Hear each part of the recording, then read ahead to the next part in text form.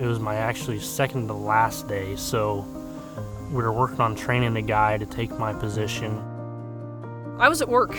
Actually, I was sitting in a restaurant in Champaign, eating lunch when I got the phone call from his mom. We were short-staffed today, so I ended up jumping in the truck just to keep ahead of the sprayers. Sprayer pulled in, Cody went to load him. As the operator unfolded the sprayer booms, he unfolded into the power line, and as he was doing that, Cody hit an alligator clamp to load the sprayer and took 7,400 volts.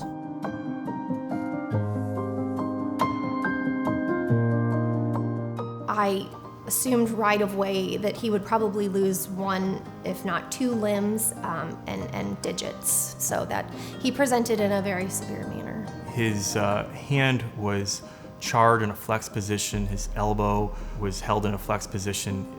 This was his entrance wound. He had a number of exit wounds, including his bilateral feet and his head. You know, the higher voltage with electrical injuries, the more likely internal injuries will be. Externally, there are things that happen and that you can see. However, an immense amount of the damage is internal.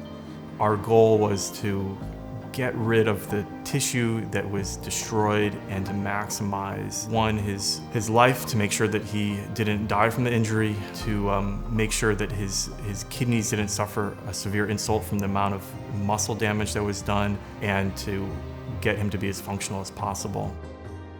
In the United States, approximately 1,000 people are killed each year from an electrical incident, and upwards of 30,000 are injured. The key to prevention is to, first of all, know where the hazards are and be aware of the environment. A lot of these injuries are preventable.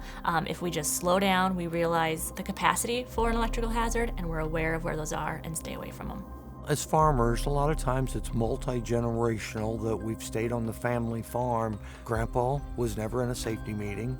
Dad was never in a safety meeting. So now the son that's taken over, he was never in a safety meeting. And on the farm, I think we take too much of that for granted, that everybody knows what to do. Daily meetings of reminding where the hazards are, orientations for new workers, safety trainings for new workers are all really recommended.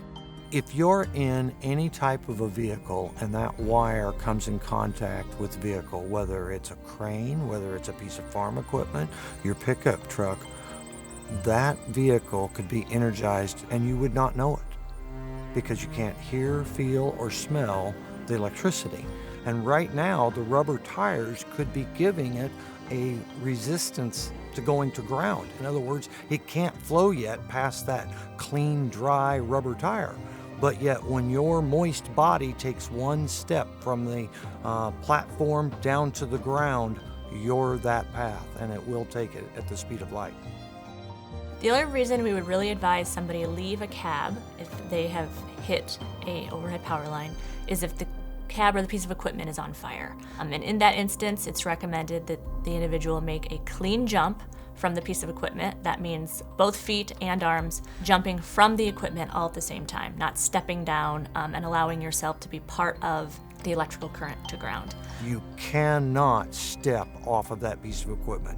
You must jump free and clear. The best way is to land with your feet together and bunny hop as far away as possible.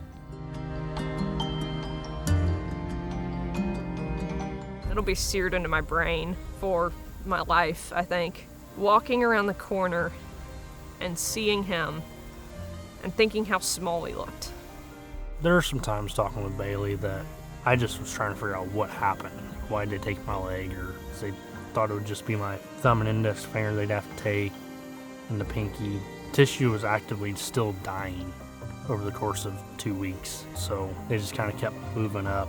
What they were able to do and salvage and give Cody in terms of quality of life is just amazing. And we knew life wasn't going to be the same. The normal before was not going to be the normal after.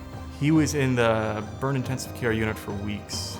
He underwent over a half a dozen surgeries, a lot of them reconstructive. Overall, he did excellent, which I attribute to his perseverance, his strength as an individual, and how hard he fought. Just driving around during the spring and fall, watching sprayer operators operate, or the fertilizer trucks with the auger sticking out close to power lines. I mean, pay attention a little more. Just keep an eye on your surroundings. Just take that extra second to look at things